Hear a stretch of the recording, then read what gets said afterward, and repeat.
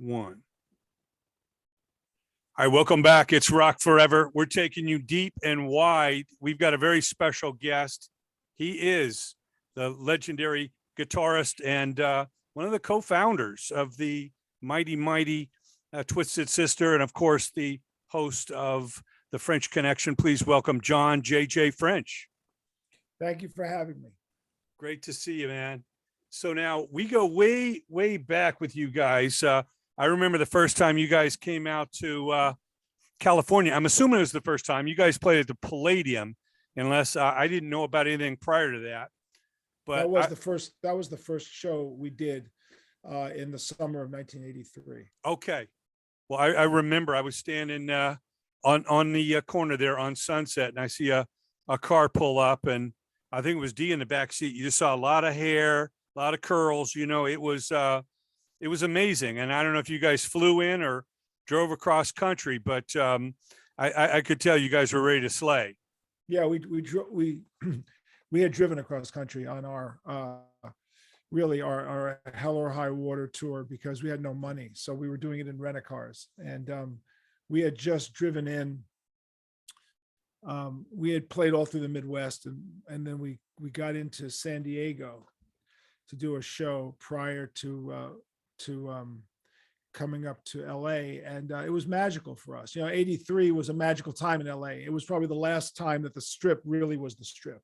Well, people can say the 90s, I guess, but you know what it was like in 1983, 84, Yeah. 85. It was no, crazy. it was on fire, and you guys pulling up to the Palladium. I know it meant a lot to you to be out here. Of course, the West Coast home of Atlantic Records, and you know, lot to prove. There's a lot of media, a lot of people out here wondering, is this band for real? And you guys took it by storm. So it was great to be there from the beginning of that. But the band goes back, you know, almost 50 years, I guess, 70, 72. 70, well, end of 72. Yeah. Okay. So next December will be the 50th anniversary of me joining the original first version of the band. Well, we recommend everybody go get the book. It's called Twisted Business. It will really take you into a history of this band and what JayJay has learned. But what a phenomenal story. I mean, talking about paying dues, you know, there's people that put 1 million hours into their instrument and all that, and I'm sure you have all that. But you came up in the hard streets of New York City, you know, as a drug dealer in that counterculture era of the late 60s into the early 70s. And you guys, as a club band, were playing in primarily clubs owned by mafia. So what a trial by fire that you came through and can speak of. Talk about the, and we're going to break down, of course, Twisted stands for T, tenacity, W, wisdom, I, inspiration, S, stability, T, trust, E, excellence, and D, discipline. But talk about why that background really prepared you for the rough and tumble music business. Well, as most people probably know by now, the band was a straight band. We didn't like drinking and drugs, which is completely opposite of 90% of the bands, if not 99% of the bands that are out there. And the reason why that happened was not by design, it was by default. And curiously, my road to that conclusion that drugs and alcohol have no place in the music business or any other business for that matter. And Dee's version of that and Mendoza's version are very, very different because those guys never drank and never did drugs. I, on the other hand, came from a background of drug dealing and drug addiction. And I spent my hippie youth in New York City on the streets dealing, and that's a rough and tumble area to do that in. And I was almost murdered on a number of occasions, being at the wrong place at the wrong time in elevators in Harlem, and being in Central Park, robbed in my house, had guns put to my head. I had knives and guns put to my head on a number of occasions. And it made you very tough. And if you could talk your way in and out of it, I talked my way out of 2 drug busts, which I guess was a credit to my verbosity. when you survive that, you have one of two choices: you either die or you survive it and have a story to tell. And I survived it. And by the time I was 20, which was 5 years later, which was 72, I had burned myself through the drug scene and everything, and I had not been arrested, and had OD'd, but had not gone to the hospital, had not died.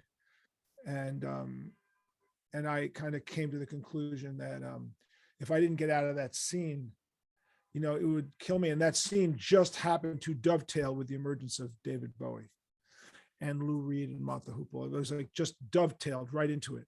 And I went from like a Grateful Dead, Allman Brothers hippie druggie to this glam guy. And I didn't know anything about the history of Bowie, but the Dolls were a local band that we kind of knew. I mean, some of the guys in the Dolls were drug addicts, and I knew them from the park. And so because the glam thing hit, and everything transformed into like makeup and platform shoes and shagged haircuts and dyed hair, and the whole thing changed literally overnight. I mean, like the month of September 72, everything changed in New York City, just changed like in a month. And now you're divided. You had two different camps. You had the old Fillmore East hippie group, and you had this new glam, Andy Warholian kind of glammy thing over here. And I left the hippie thing and jumped over to the glam thing. And that's really the beginning of it. And the problem was that trying to find a band that wasn't high was impossible. So I joined this band called Silver Star, which morphed into Twisted Sister a couple of months later, because I needed to get out of New York City because my reputation was well known as a drug dealer, and I needed to get away from it. So I was able to jump ship. And when I joined Twisted, I didn't say anything about my drug use or anything. So they didn't know anything about it. They didn't ask me about it, which was good. I was under no peer pressure. However, those guys drank. And I never came from a culture of drinking. I didn't know about drinking. I've only, to just so you know, I've had 5 beers in my life, 6 beers, I think. I remember exactly when I had them. I just don't like alcohol. I drink a glass of wine now and then, but I'm not a drinker. So I didn't know how bad alcohol was going to affect the band. I go into the depth in the book as to what happened to the first several iterations of the band before Dee joined. That band was scarred with alcoholics and methamphetamine and coke addicts.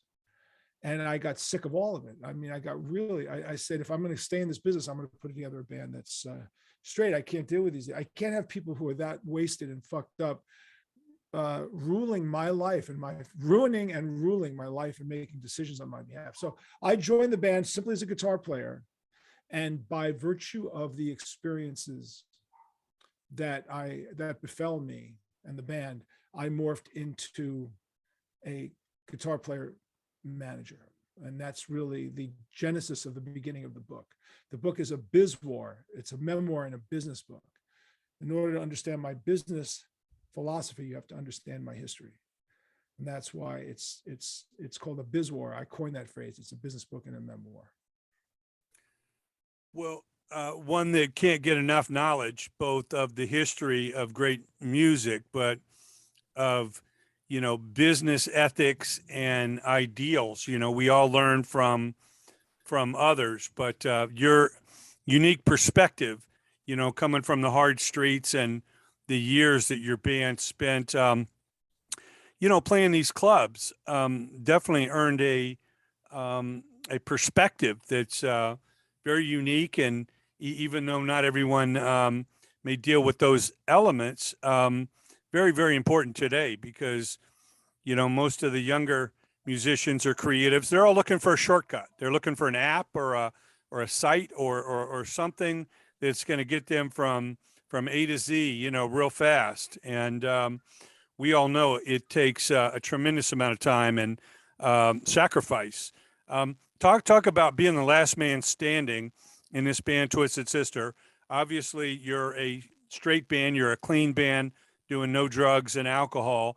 But you have the over-the-top glam look, the transvestite look of the era.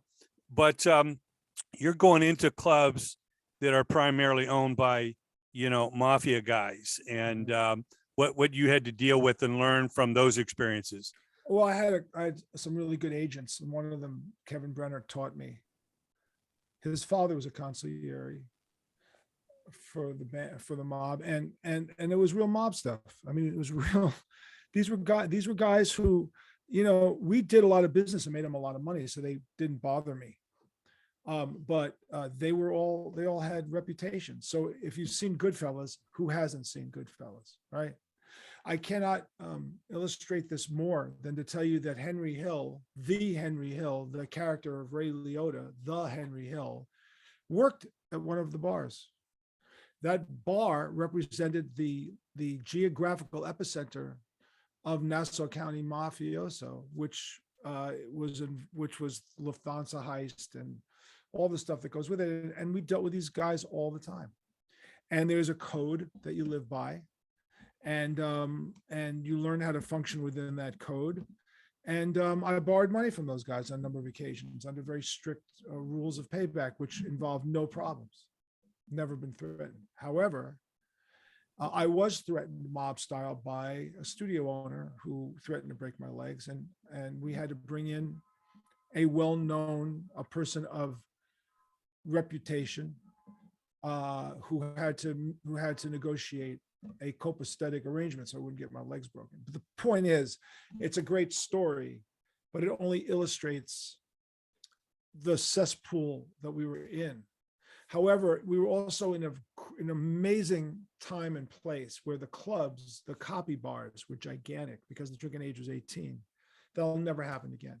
What I did in the book is I talk about my 9,000 performances. They're all in the book. I published all the shows. The nights, I talk about nights because when I say performances, we played 5 shows a night. So the first 2 years of the band's existence, I had already hit 3,500 performances in the first 2 years. People talk about the Beatles and the Hamburg, and the Beatles, that's how they became great. They worked really hard in the bars, but what we did was so far beyond that.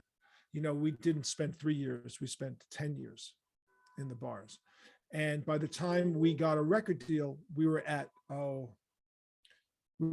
probably 7,500 to 1,000 to 8,000 performances. So when people wonder how come we were so good, it's because, if you still suck after that many performances, you shouldn't be in the business. So what kills me, frankly, is when I'm watching American Idol or The Voice, and some young person wins the record deal, and they tearfully stand in front of their fans at the last week, and they're holding up their award. They go, I want to thank you for staying with me for 15 weeks, and I want to fall off my chair. I mean I just want to fall off my chair. The only way you really succeed is by doing it a lot, and that's how you become great. So you could have a quirky hit one off, but we were bulletproof by virtue of how much work we put in. Yeah, the work ethic, the tenacity, the perseverance, the stability of taking those shots and getting back up is phenomenal. And most of us in everyday life have never dealt with, Jimmy the Shoe and Louie the Lip and Tommy the Teardrop. I mean, these guys would obviously intimidate, most normal people. But like you said, you had a good agent. They dealt with the club. The club didn't want to mess up their business. They're filling 1,000, 2,000 people a night in these cover bars, selling a lot of beer. And, you guys, learned your craft. So like you said, you were razor sharp. By the time you went out to do opening stints of a half hour or a headline show of an hour, hour and a half, that was nothing. You guys had put in your million hours, and we'd already played in front of crowds. The biggest bars back in the day held up to 5,000 people. I mean, think about that for a second. That's unheard of. That's really unheard of. But the biggest bars held up to 5,000 people. There was at least 5 of them, I think. There was the Glen Island Casino on City Island in New York was 3,300. Speaks was 2,000 in Island Park. Hammerheads in West Islip, Long Island was 3,300. The Soap Factory in Fort Lee, New Jersey was 3,000. The Satellite Lounge in Wrightstown was 2,500. The Fountain Casino in Keyport, New Jersey was 5,000. So we regularly sold them out. And of course, yeah, we put on great shows. The club owners loved us. They could always rely on Twisted Sister to pack the room. We were unique. There was a bunch of bands from that era that most people don't know. Zebra got a record deal. So Zebra, Rat Race Choir, Twisted Sister, The Good Rats. And then there was cover bands. Like, they weren't called tribute bands in those days. They were cover bands, but they weren't called tribute bands. So you had a Doors band called Crystal Ship, and you had a couple of Southern rock bands that played nothing but Leonard Skinner and Allman Brothers. But for the most part, and then of course we were originally a cover band that morphed into all originals. And our concern was that as we added more originals, we'd lose our following, which would then lose the power of the bars. But the shows were intense and the shows were great, and we kept the following up, and we were able to transition out. And that was the toughest job of all, is transitioning out. And in the process, as I explained in the book, we went through many band members because of drug and alcohol use, and because they lied to us about them being straight, and the work ethic was enormous, and you have to really work hard to do what we did. And they couldn't keep up with it because you work 4, 5, 6 nights a week, 4 or 5 shows a night, same thing every night, night after night, week after week, year after year. Plus you're out making demos, plus you're trying to get a record deal, plus you're being rejected. We were turned down more times than a bed sheet. We've come back more times than Freddie Krueger and Michael Myers. But the reason why we were able to do that was because we were so popular that we get a rejection letter in the afternoon, and that night we play in front of 3,000 people, and we'd look at each other and go, we can't suck that bad if we got 3,000 people here on a Tuesday night. So that's what kind of helped us. And then ultimately, England kind of discovered us and gave us the legitimacy that we needed. Yeah, let's talk a little bit about, the reason for the book. Obviously, the band had winded down after your big reunion stint of all the festivals you guys did, and we'll talk about that. But, obviously you had a lot of knowledge, and you've managed great bands, like Seven Dust. But what was the impetus to say, I got to put this down on paper? I need to spread the knowledge. I think I've always been a teacher in a way, and I've always accumulated. I kept diaries for 15 years, and I knew there was a story to be told. I knew the story was unique. I knew it was special. I knew it needed to be told. I just needed a pathway to do it. So I started writing for a business magazine called Inc. INC, not ink as in tattoo, Inc as in incorporated. So Inc hired me as a writer. And then as my articles started to evolve at Inc, I started to create a business platform, a pattern and a platform. And then I met my co-writer, Steve Farber, at a social media event. And he's a successful best-selling author and lecturer, social media star. And he mentored me and said, you need to do this. And I went, yeah, it's something I really want to do. That led to my speaking career, which flourishes today. If you want to book me, it's easy enough. Just email me at askjjts@gmail.com. I love doing speaking gigs, and the book was fun to do, and I think people were very surprised at what they got. I don't think they got what they expected to get, which was, at the end of the day, it's a teaching book, and it's the twisted method of reinvention, because if we don't reinvent, we die. And the music industry, every industry, is about reinvention. The entertainment industry is the toughest proving ground for reinvention, because no matter how big you get in the entertainment industry, the first question anyone asks you is, so what's next? What do you mean, what's next? Can I just enjoy my hit record today? So we always have to reinvent. And Twisted Sister has a 50-year career because reinvented. But if you look back to 73, at some of the other acts that came out in 73, essentially, Priest, Rob joined in 73. So Priest really started in 73. Kiss started in 73. Aerosmith's album came out in 73. AC/DC started in 73. Twisted Sister, you're talking 50 years later, we're all here.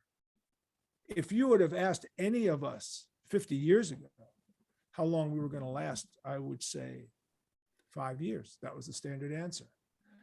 The fact that Kiss and Twisted and Aerosmith and AC/DC and Judas Priest have survived is because the music is so damn good, and the dedication that we have to sell it is so big. But I will say, what separates Twisted Sister from all those other great bands, and those bands are certainly incredible, is that if you ask a 10-year-old kid to sing a Kiss song, an AC/DC song, an Aerosmith song, he probably won't know one. But if you ask a 10-year-old kid to sing We're Not Going to Take It, they're all going to sing We're Not Going to Take It.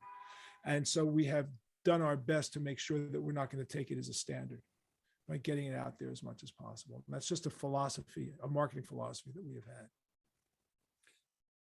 Well, another couple things that stuck to me in the book is you have acronym DWYSYWD. Do what you say you will do.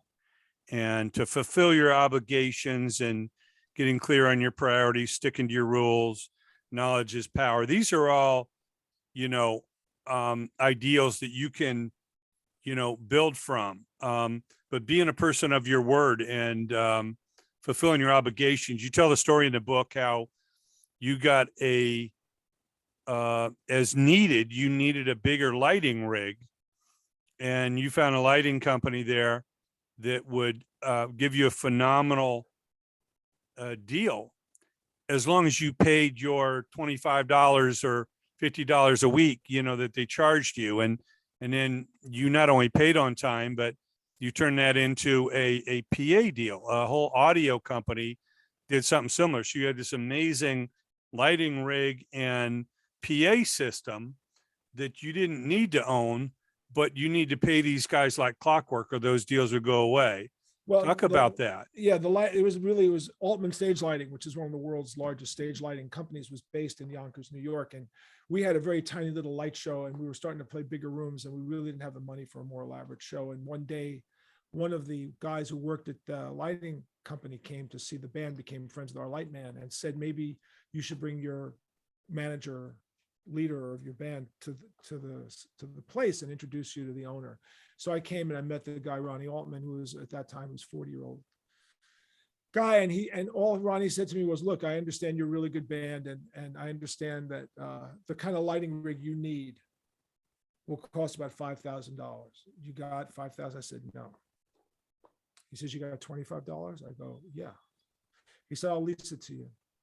I'll rent it to you for $25 a week. Can you afford it? I said, sure, I can afford $25 a week. He said, good. He said, you keep giving me $25 a week and you can use it, and he goes, but I'm going to tell you right now that if you fuck me for that $25, it won't mean a thing to me, but you will have lost one of the greatest friends you ever had in the business. He says, I don't care how you get the money here. I don't care if you personally come up with it, mail it, have it fucking carrier pigeon. I don't care what it is. And every week, $25. And every week, then over time, we would go back to buy some more stuff, and he would give me more and give me more. I mean, he outrigged us with this gigantic light show, and he never charged more. And it was just huge. And one day I just said, I said, I'm so grateful to you. And he said, listen, man, he said, you did the thing that I respect the most. You said you did what you said you were going to do. You honored that to me. He said, fuck contracts. I deal with people by shaking their hands and looking them in the eye. And then once I trust you, you have a friend for life. And that was an amazing lesson. Also, I will tell you that Tommy James and the Shondells, do you remember Tommy? Do you know who? Oh, absolutely. Yeah. Okay, Morris Levy, the whole story. Yeah, sure. So he wrote a book called Me, the Music and the Mob, which, by the way, talk about mob stories is harrowing. But Tommy James, we opened for Tommy James one night, and I will never forget that night, because it was a big deal for us. It certainly wasn't a big deal for him. He was a superstar in the 60s. So why he was playing a local corner bar in Long Island in 1976 is because he needed the money. We were just starting out, so we were getting paid $200 or $300 for the night. And I thought to myself, wow, I wonder how this guy feels playing this corner bar after being so successful back in the day, And so it was one of Dee's first shows. It was early 76. Dee joined in February 76. So it was somewhere around there. So we finish our set and the club is packed. So for us back then, there was like 300 or 400 people in the room. So that's a big crowd for us. Again, for Tommy James, who knows? But anyway, as we were walking downstairs, Tommy James was walking up the stairs. I looked at him and I said, can I ask you for some advice? And I never said that to anybody. And I figured, well, I'm going to ask him. And he looked at me, he goes, yeah, I'll give you some advice. And he said this as he was walking up the stairs. He just said, you meet the same people on the way up as you do on the way down. So treat everybody with respect. That was it. He didn't tell that to me in any cynicism or, sarcasm. And I went, wow, I got it. Okay. And he was right. Because over the years when we were running into problems we weren't drawing people, whatever, I'd sit down with these club owners and before they could say a word, I said, listen, man, you had a bad night tonight. I understand that. So just pay me X and I would take money off the table. And they were so appreciative of it that when we were running into tough times, they doubled their amount of advertising money to us because they appreciated. Look, I'm not going to tell you these guys are like angels. I'm not telling you that they didn't do some really bad things to people. I'm not going to be that naive. However, I'm not in the music business. I'm in the twisted business. I have to make life easy for my band, whatever I have to do. So you do what you got to do. You make the deals you got to make, and luckily those kinds of things worked out. Then as time went on, Ahmed Erdogan from Atlantic gave me some wonderful advice, great business advice. I mean, the book is about business advice. The book isn't about just the music business. It's advice for anything. It doesn't matter if you're selling shoes or own a hardware store, work at a bank or be in a band. It's still the same shit. I mean, the rules of the road don't change. It's a universal business book as well as a life book. But, Ahmed said to me, I said to Ahmed Erdogan, the chairman of Atlantic Records, I said, how did you have a label like Atlantic where you start off in the 50s with Ray Charles or in the 40s and 50s with John Coltrane and Ray Charles and Sonny Rollins, and then go, into Otis Redding, and then go to Led Zeppelin, and then go to AC/DC, and then Twisted Sister, and on and on and on. I said, how did you have that vision? He said, if I had a label based on the artists that I loved, I'd be broke. You got to trust people that you bring into your company. You have to trust them. You have to hire the right people and trust them. And then he said, success is easier if you don't mind who gets the credit. Very powerful words. So from a philosophical point of view, if you're going to take anything from my book, you should draw from things like that because it matters. Well, I can't recommend the book enough. I've read a zillion books on, rock bands, their artists' history and their trials and tribulations. But this is a book that will fill you with, the concepts, just like Tommy James told you, just like Amit told you. These little gems that we get from you and these guys are stuff you can live by. And it may seem simple to others, why they stab others in the back, but it all comes back around. And it is a very small business, no matter what you're in, the car business, the repo, the remodeling business, the flower business, whatever it is, how to treat your customers. Yes, it's a product. It's doing customer service and giving people a good deal. That's why they come back. That's why they tell their friends about it. So I can't recommend it enough. It is twisted business, and John JayJay Frank is an amazing guy. Definitely, you want to book him if you've got a corporate event or some big event. He'll definitely bring the house down and leave everybody, with thoughts to ponder. Right. So you can reach me at jjfrench.com, JayJayFrench, jjfrench.com, or you can email me directly at askjjts@gmail.com. The book is available through Amazon. Twisted Business. It was a fun book. My co-writer, Steve Farber, was great. I believe in collaboration. There is a cliche that says, if you want to go fast, go alone. If you want to go far, go together. And I believe the reason why I succeeded is because I'm going far because I did it together. I always did it with other people. Without Dee, without Eddie, without Mendoza, without them, you wouldn't hear from me. You would not know me. I can't thank those guys enough for the dedication that they put in to make this dream alive, and for the reasons so the band is still here after all these years, and why We're Not Going to Take It and I Want to Rock are the two most famous anthems in the history of heavy metal. And I'm proud of that. The most licensed music.